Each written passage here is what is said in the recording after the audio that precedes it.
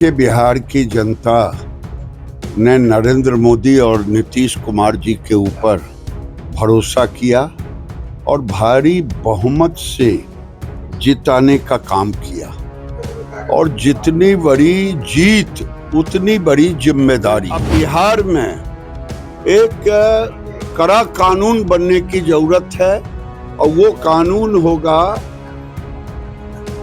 धर्मांतरण का। आज जिस ढंग से प्रलोभन देकर गरीबों को क्रिश्चियन के द्वारा क्रिश्चियन बनाया जा रहा है, ये अब बर्दाश्त नहीं। अब बिहार के लोगों को, देश के लोगों को इसके प्रति आवाज उठानी होगी।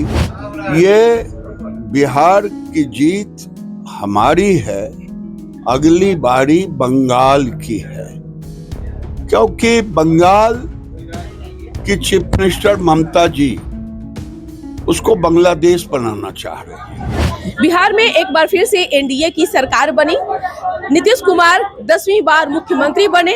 इस शपथ समारोह में प्रधानमंत्री नरेंद्र मोदी सहित कई दिग्गज नेता जो थे वो पटना के गांधी मैदान में मौजूद थे। इसी क्रम में केंद्रीय मंत्री गिरिराज सिंह पहुंचे हुए थे। जब हमने गिरिराज सिंह से बातचीत की है, बिहार में फिर से डबल इंजन की सरकार बनी है, कई नवनिर्वाचित विधायक मंत्री पद का शपथ लिए हैं, क्या कुछ उन्होंने कहा है, पहले उनकी पूरी बातों को देखिए। बिहार की जनता ने नरेंद्र मोदी और नीतीश कुमार जी के ऊपर भरोसा किया और भारी बहुमत से जिताने का काम किया और जितनी बड़ी जीत उतनी बड़ी जिम्मेदारी। और उसके लिए नरेंद्र मोदी जी ने दिल्ली में ही कार्यकर्ताओं को संबोधित करते हुए कहा कि बिहार के विकास के लिए अब एक नया रास्ता। और इस बार अभी तक तो बिजली, सड़क, पानी, गरीबों का घर, गैस चूल्हा, सारे चीजों पर हुआ। अब इंफ्रास्ट्रक्चर का काम हुआ। अब इंडस्ट्री अब एक तरह से रनवे पर अब टेकअप करेगा और विकास की छलांग देश के विकसित राज्यों के बराबर बिहार खड़ा होगा। और लेकिन ये बिहार की जीत हमारी है, अगली बारी बंगाल की है, क्योंकि बंगाल की चीफ मिनिस्टर ममता जी उसको बांग्लादेश बनाना चाह रही है। आज इसीलिए एसआईआर का विरोध कर रही है और बंगाल को बचाना है। वहां से हिंदुओं को त्राहिमाम कर रहा है, जैसे मुर्शिदाबाद में हुआ। पूरे बंगाल में 23 जिलों में हिंदू त्राहिमाम में हैं और भारतीय जनता पार्टी आएगी तभी हम बांग्लादेश जो बनाने की कोशिश है रोहिंग्या और बांग्लादेशी घुसपैठियों के बल पे, उसको होने नहीं देंगे। जिस तरह से अभी आतंकियों का जो एक पैठ देखा जा रहा है, बिहार के अंदर ही हो या फिर देश के अंदर ही हो, कहीं ना कहीं इसमें क्या लगता है कि नेताओं का भी कुछ है? नेताओं का सबसे बड़ा है, जो लोग सेकुलर अपने को कहते हैं। मैं उनसे पूछना चाहता हूं, जो रोहिंग्या बांग्लादेशी आज बंगाल में, जैसे बंगाल के जो पुराने मुसलमान हैं, क्या उन लोगों ने संरक्षण नहीं दिया? क्या देश के अंदर रोहिंग्या बांग्लादेशियों को संरक्षण कौन देता है? ये मुस्लिम समाज कभी इसका विरोध नहीं किया, कभी नहीं।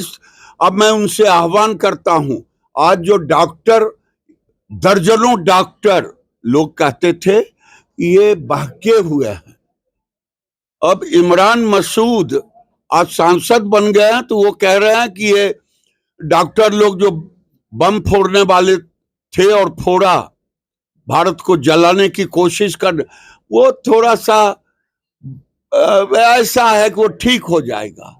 ये बहके हुए ना। इमरान मसूद खुद 2014 में कहा था कि प्रधानमंत्री का सिर काट के लाएगा, उसको हम रुपया देंगे। यही सोच है। न कोई मुसलमान विरोध किया। आज भी बांग्लादेशी घुसपैठियों का संरक्षण कौन देता? वो आते तो उनको रहने की ठौर कौन देता?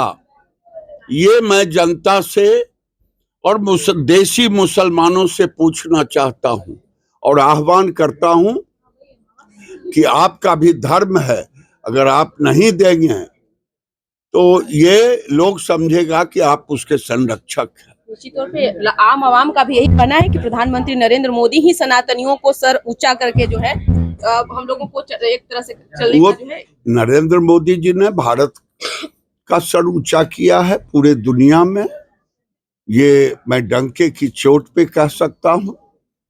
और भारत में अब बिहार में एक कड़ा कानून बनने की जरूरत है और वो कानून होगा धर्मांतरण का। आज जिस ढंग से प्रलोभन देकर गरीबों को क्रिश्चियन के द्वारा क्रिश्चियन बनाया जा रहा है, ये अब बर्दाश्त नहीं। अब बिहार के लोगों को, देश के लोगों को इसके प्रति आवाज उठानी होगी और ये कहीं न कहीं भारत के ऊपर एक आंतरिक हमला है।